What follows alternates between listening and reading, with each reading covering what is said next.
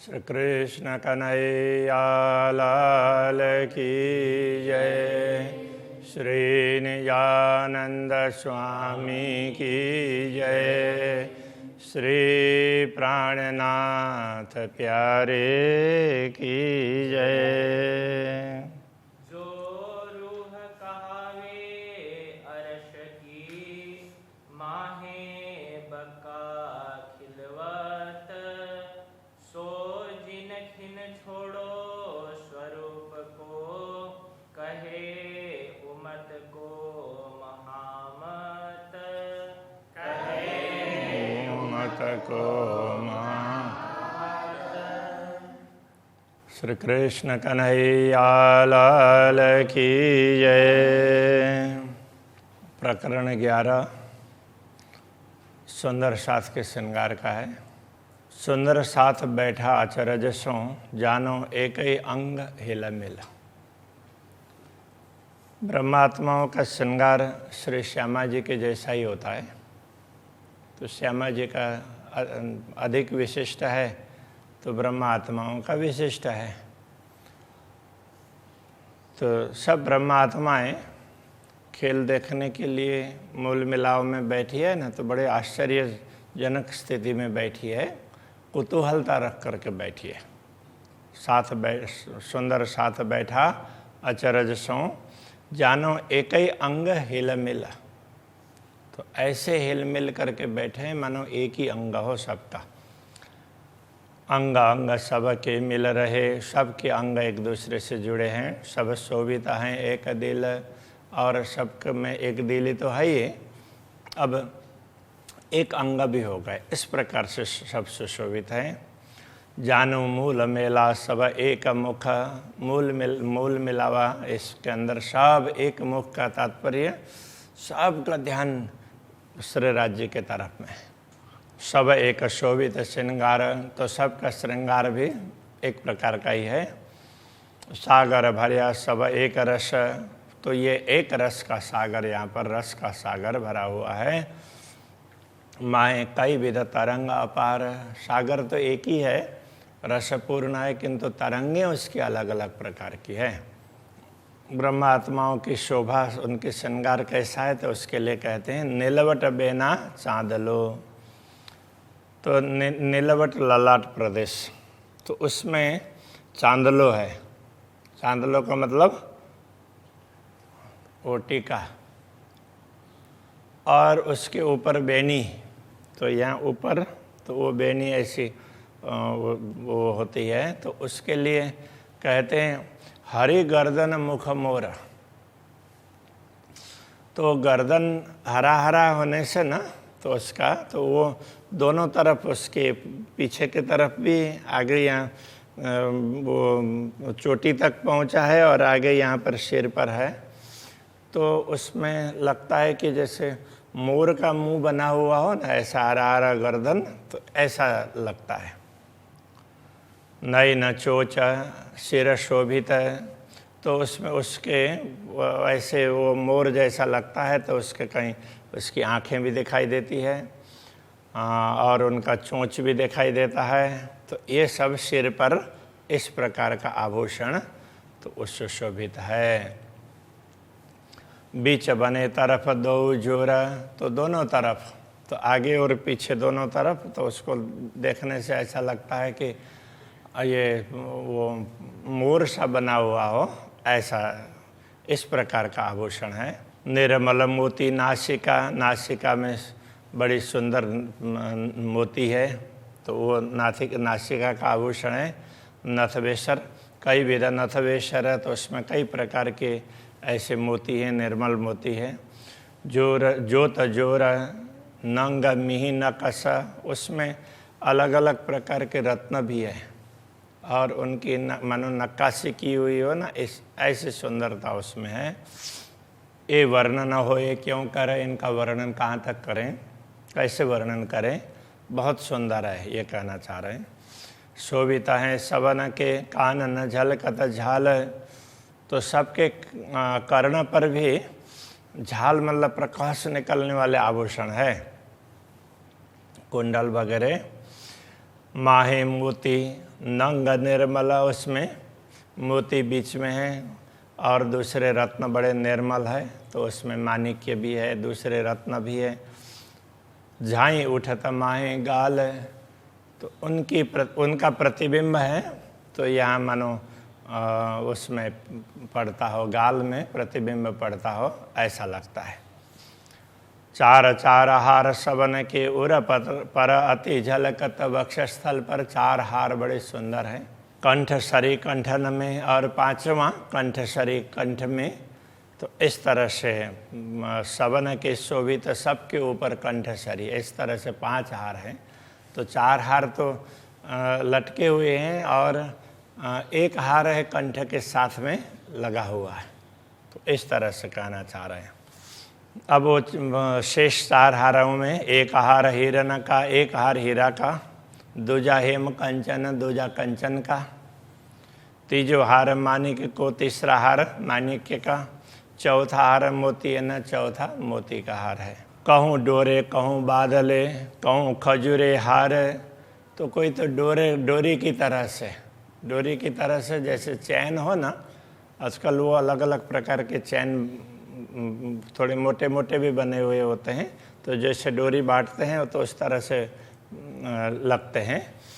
तो कहूँ डोरे, तो कहीं वो डोरी की तरह से लगेंगे, और कोई बादल की तरह से लगेंगे। तो बादल की तरह से का तात्पर्य जैसे कोई तो मंगलसूत्र वगैरह, तो उसमें क्या है कि वो अलग अलग उसमें ऐसे ऐसे करके डिजाइन वाले तो उसमें बने हुए होते हैं, तो वो बादल की तरह से उसके लिए कहा। अब क्या बताएं उसके लिए, तो वो बादल की तरह से कह दिया। कहूँ खजूर हार, कहीं खजूर की तरह से का तात्पर्य, तो वो उसकी बनावट ऐसी है तो उसमें खजूर की तरह से ऐसे लगने लगेगा, तो उस तरह के। कहूँ कहूँ जबेर अरस के, कहा कहूँ जबेर अरस के, ये परमधाम के रत्न हैं, इनके विषय में क्या बताएं। झलकारों झलकार, इनसे तो चमक ही चमक निकलती है। हाथ चूड़ी नंग नवघरी, हाथ में चूड़ी है और उसमें अलग अलग प्रकार के रत्न हैं, साथ में नवघरी है।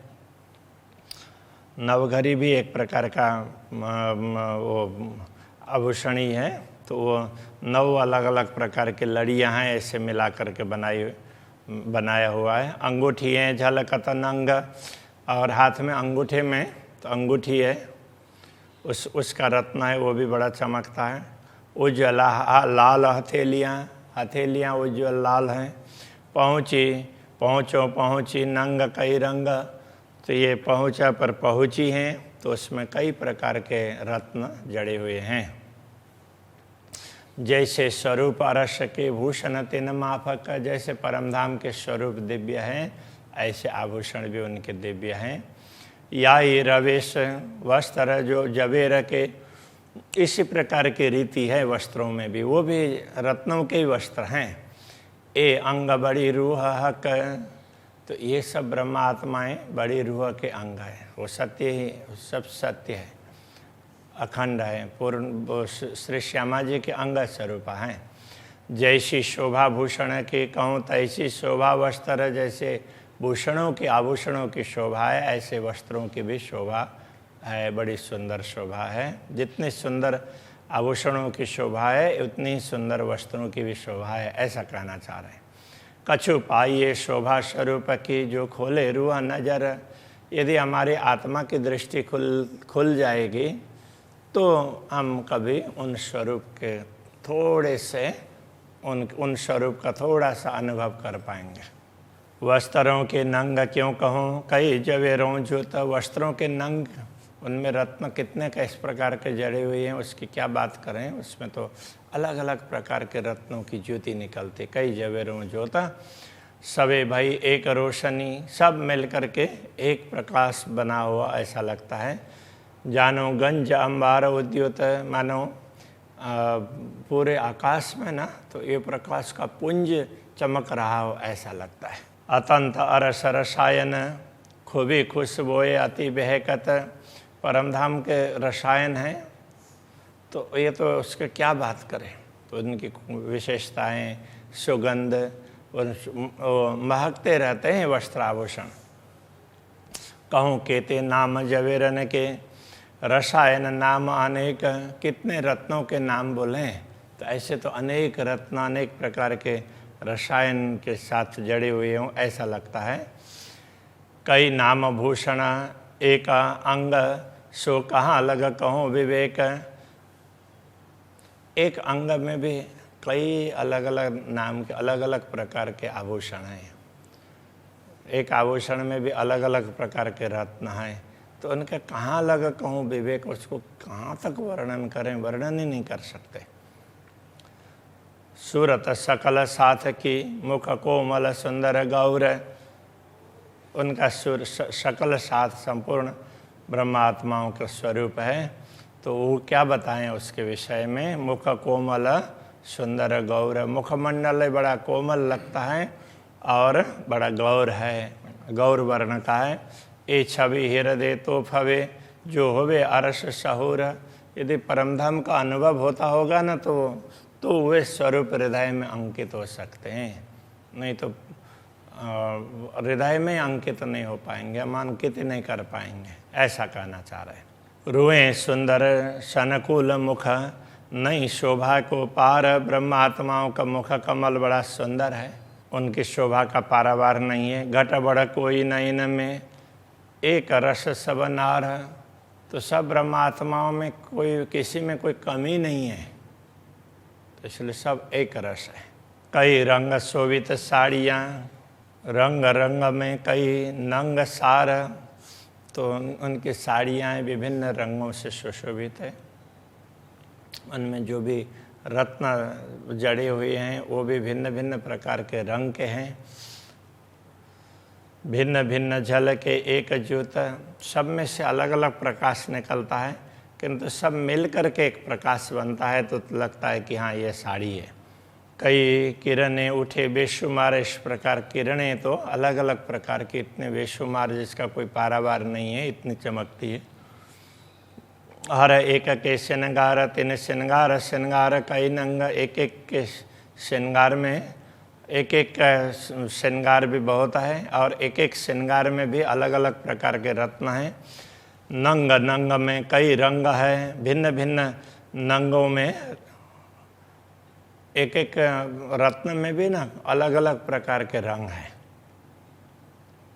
तीन रंग रंग कई तरंग, तो उन भिन्न भिन्न प्रकार के रंगों से किरणें निकलती है, तो उनकी तरंगें अलग अलग रंगों की दिखाई देती है।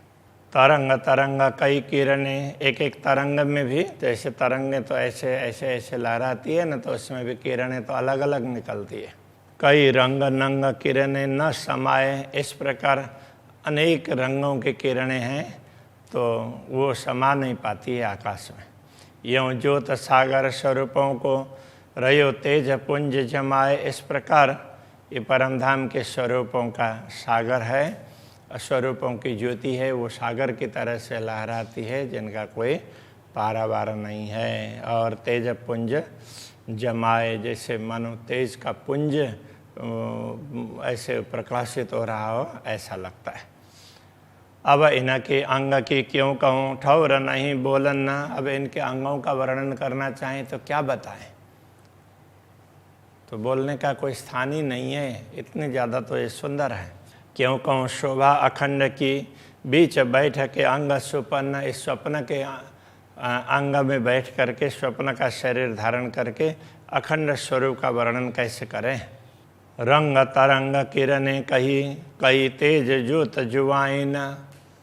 तो ये भी बता दिया कि उन आभूषणों से, वस्त्रों से निकलने वाला प्रकाश है, उसके कई रंग के कई तरंगें निकलती है, ये सब बताई है। तेज ज्योत जुआइन, उनका तेज है, उनकी ज्योति है, वो इस जुआ के द्वारा जो कुछ बताया जा सकता वो बताया। प्रकाश उद्योत सब शब्द में, जो कया नूर रोशन। तो प्रकाश उद्योत का तात्पर्य प्रकाश, उसकी ज्योति निकलती है ना, तो वो प्रकाश में भी प्रकाश के ऊपर प्रकाश हो, इस तरह से ऐसा लगता है कि वो शब्दों की सीमा में लाकर क्या बताएं। जो कया नूर रोशन है, इसलिए ये कह दिया कि ये सब नूर ही नूर, प्रकाश ही प्रकाश है, ऐसा कह दिया। ज्यों ज्यों बैठियाँ लग लग त्यों त्यों अरस परस सुख देता, जैसे एक दूसरे से लग करके बैठी हुई हैं तो एक दूसरे को सुख पहुंचाती हैं। बीच कछु ना रह सके, यों खैंच खैंच ढिग लेता, तो बीच में दूसरा कुछ आए ही नहीं।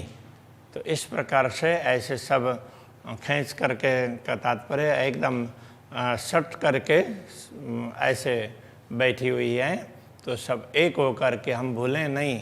इस दृष्टि से ये खेल दिखाते समय का, उस समय का वर्णन कर रहे हैं। जानो सागर सब एक ज्योत में, नूर रोशन भरपूरन। तो मानो उनकी शोभा का सागर है, वो उसकी चमक है, वो पूरा वो उसकी तरंगें लहराती रहती हैं। नूर रोशन भरपूरन, तो उनसे उनका नूर और प्रकाश, तो वो पूरा पूरा प्रकाश ही प्रकाश छाया हुआ हो ऐसा लगता है। झाई झलके तेज दरियाव ज्यों, तो ऐसा लगता है कि उसके प्रकाश ना, तो वो जैसे समुद्र लहराता है ऐसे ही तो वो लहराता हुआ दिखाई देता है। कई उठे तरंग भिन्न भिन्न, उसमें अलग अलग प्रकार के तरंगें उठ रही है ऐसा लगता है। ऊपर तले की रोशनी और वस्त्र भूषण की ज्योत, जहाँ बैठी है मूल मिलाव में, तो नीचे कालीन की ज्योति है, ऊपर चंदवा की ज्योति है और उनकी स्वयं की, तो ये सब पूरा पूरा उसमें भरा हुआ ऐसा लगता है। तो वस्त्र भूषण की ज्योत, वस्त्र आभूषणों की ज्योति, और ज्योत स्वरूपों के क्यों कहूँ, और स्वरूपों के वस्त्र आभूषणों की ज्योति अलग है और उनके अंगों की ज्योति अलग है। ये जो ठौर ठौर उद्योत है, इसलिए जहाँ देखें वहीं चमक दिखाई देती है। ऊपर तले थम्ब दीवालें, ऊपर नीचे और चारों तरफ स्तंभ हैं, फिर आगे भी स्तंभ हैं, फिर आगे जाकर के दीवाल, हवेली की दीवाल मिलेगी। तो इन सब में ज्योत रही भरा है, ये ज्योति भराई हुई है, सब जगह छाई हुई है। बीच समूह ज्योत साथ की, बनी जुगल ज्योत बीच ताए। तो अब चारों तरफ तो दीवाल, थंब वगैरह उन सब में से भी प्रकाश निकलता है, और बीच में ब्रह्मात्माओं का प्रकाश है, तो वो चारों तरफ छा रहा है। और ब्रह्मात्माओं के बीच में बनी जुगल ज्योत बीच ताए, ब्रह्मात्माओं के बीच में जुगल जोड़ी श्री राज्य और श्यामा जी विराजमान है, तो उनकी ज्योति भी चारों तरफ बिखर रही है।